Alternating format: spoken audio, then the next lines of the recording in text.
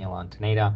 I'm a professor of neurology at the Cleveland Clinic Mellon Center, and I see MS patients, and of course my research is focused in MS. And your first question is about, what issues do we currently have with the diagnosis and monitoring of MS? And the reality is that we know that there are significant problems with diagnostic delay in multiple sclerosis. So even though we have MRI machines and we have all types of technologies to make a diagnosis early, many times an early diagnosis does not occur. And there are also some occasions when there is a wrong diagnosis. So currently there are some gaps.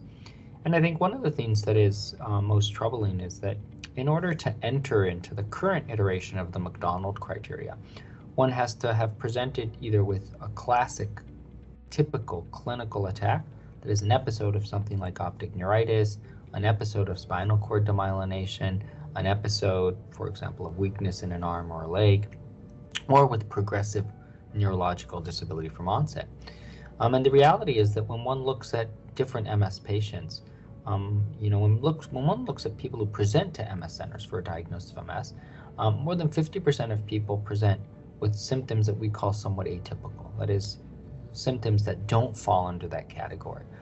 And then it makes it hard to make a diagnosis if, for example, somebody presents with something like fatigue or with isolated cognitive dysfunction. And then once a diagnosis of MS is made, typically what we do is we monitor for these big clinical attacks, similar to the attacks that are required in order to make an initial diagnosis of MS. And many times these same types of symptoms that one would consider not typical clinical attacks, but important to MS patients, sometimes it's harder to monitor for them, are more commonly missed by neurologists, and therefore there's clearly an opportunity for us to improve on that.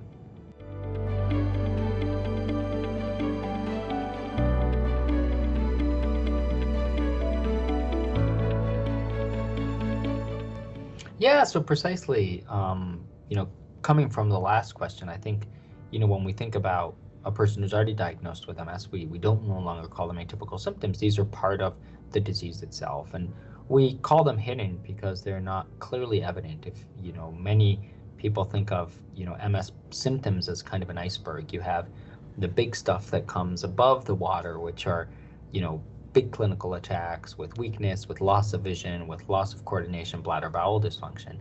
But underneath that, there are these indicators that we think are important specifically for multiple sclerosis.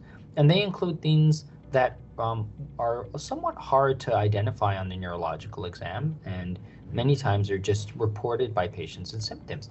These include stuff like fatigue, that sometimes can be more than just feeling tired, might be kind of like an asthenia, that is muscle fatigue, as well as not in the concept of just to feel like I don't have energy, but that's certainly one of them.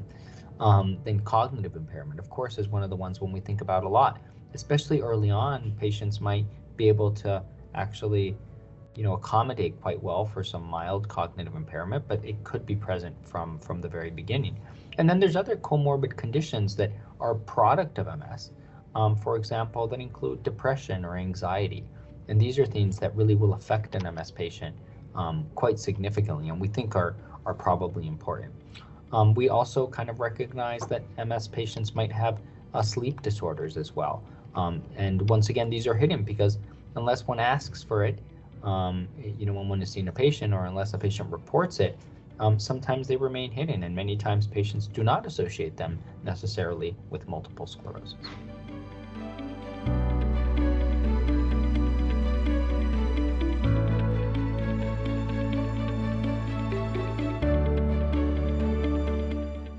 Yeah, so precisely because these symptoms are hard to document on the neurological exam, and because many of them are reported by patients, I think patient-reported outcomes, hence, are the ideal avenue in which to actually look for these, hidden indicators of the disease. When one thinks about what types of measures are used, I think that's where it becomes a little more complicated, and that relates to your question, which is why don't we have a unified set of, questions that we might ask patients? And I think the main reason for this is because really, we are not all using the same scales for patient-reported outcomes. We're not all asking the same questions. And this relates mainly to the fact that, we have a global MS community who speaks many different languages, and scales at different times are produced in a specific language and then have to be validated. And then from a regulatory perspective also, different scales are more likely to be approved and therefore used in trials, and therefore those are the ones that cascade into clinical practice. So I think what it takes is kind of a global task to say, these are the measures that we think are important to measure for MS patients, to have them validated in a large data set and an international data set, so that we know that what we're measuring in all patients is relatively similar. There's a tremendous amount of effort that precisely the PROMs group has done, of course, towards this goal. And I think that, with time and perseverance, it's something that we're going to be able to overcome.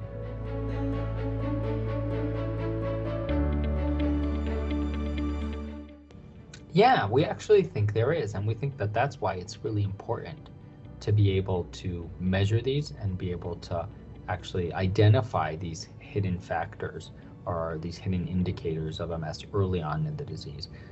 As you know, MS is quite active from an inflammatory perspective early on in the disease. And if we just rely on asking patients about relapses or attacks, we might be missing everything that's underneath that iceberg. And the reality is that if you're not measuring something, you can identify it, and therefore you can't change treatment in relation to it. And I would say this has kind of, in my mind, two main avenues. On the one side, specifically symptomatic management, right? That is, if a person has cognitive dysfunction, identifying it early, getting them to cognitive rehab is important. So, we're address the symptom directly.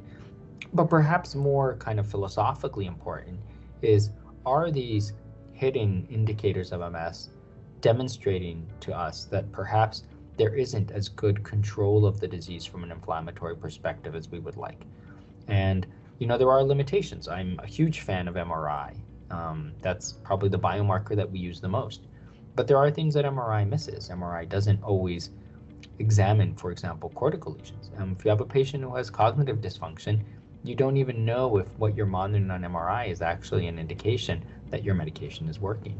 And therefore, I think if we are aware of these hidden indicators, it will make us probably more sensitive to detect patients who are not responding appropriately to disease-modifying treatments. One of our challenges, of course, is that we need to demonstrate that, a patient who has these hidden indicators, if we switch them treatment, they actually, those symptoms will improve. But I think it falls to logic that at least some of those hidden indicators can be related to kind of an absence of complete response to disease-modifying treatment.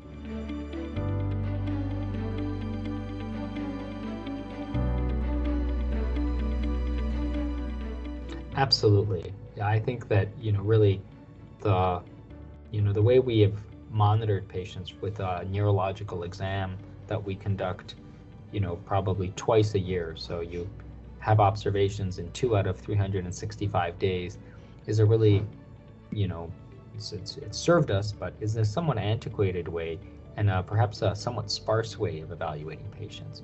And I think this is kind of where technology and digital outcomes could be put to use to better understand, especially some of these hidden indicators. For example, if one were to do an assessment of cognitive function in a more real-world fashion repeatedly over time in a patient, from their iPhone, for example. Or if one, for example, would detect a measure of how much a patient is moving. Instead of asking about fatigue twice a year, which is currently what we do, one could have a readout of fatigue that is a little bit more continuous. And this is something that could be collected from passive data that is already being collected from the devices that we use on a daily basis.